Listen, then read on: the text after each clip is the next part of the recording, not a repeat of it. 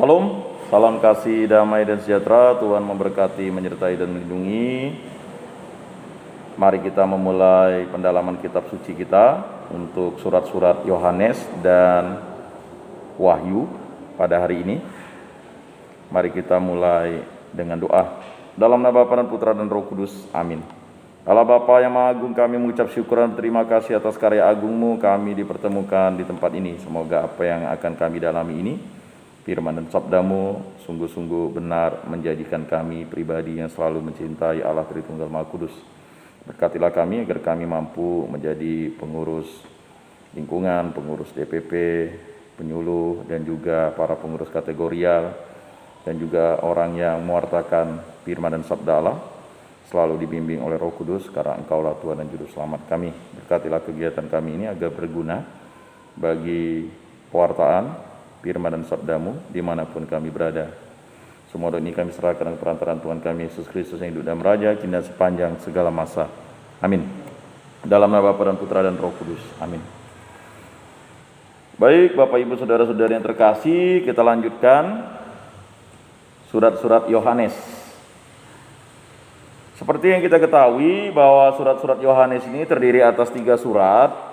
Surat Yohanes yang pertama, surat Yohanes yang kedua, dan surat Yohanes yang ketiga. Nah, Rasul Yohanes selain menulis Injil atau juga mengarang Injil, ya, juga ada 3 surat yang oleh tradisi diperkenalkan sebagai surat-surat Yohanes.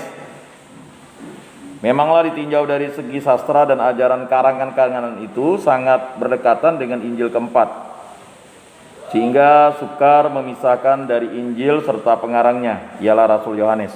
Jadi jelas ya.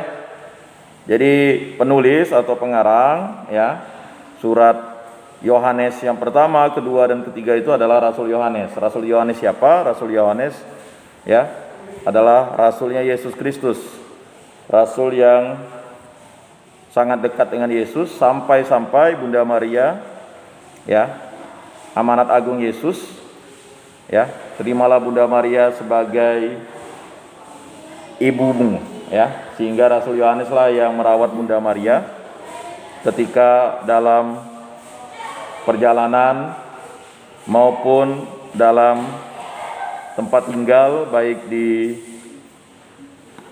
Yerusalem dan dimanapun setelah Yesus disalibkan. Baik, ya, sehingga kita tahu bahwa, ya, adalah sukar memisahkan dari Injil serta pengarangnya ialah Rasul Yohanes. Surat kedua dan ketiga tentu menimbulkan kebimbangan dan keraguan, sebagaimana sudah ternyata, ya, dalam karya Origenes, Eusebius dari Kaisarea, dan Hieronymus. Lama sekali kedua surat itu hanya diterima oleh jemaat di Antioquia dan jemaat-jemaat lain di Syria sebagai kitab suci. Tetapi karena cirinya sebagai surat-surat kecil saja yang tidak penting sama sekali untuk ajaran Kristen, maka tidak dapat dipahami bagaimana surat-surat itu akhirnya berhasil diterima kalau bukan benar-benar karangan Yohanes. Jadi sekali lagi yang mesti kita ketahui bahwa khusus perjanjian baru ini adalah, ya, merupakan saksi pertama yang hidup bersama Yesus Kristus, sehingga sama dengan surat Yohanes ini, karena ini adalah pengarangnya atau penulisnya Rasul Yohanes, maka ini masuk di dalam kitab suci.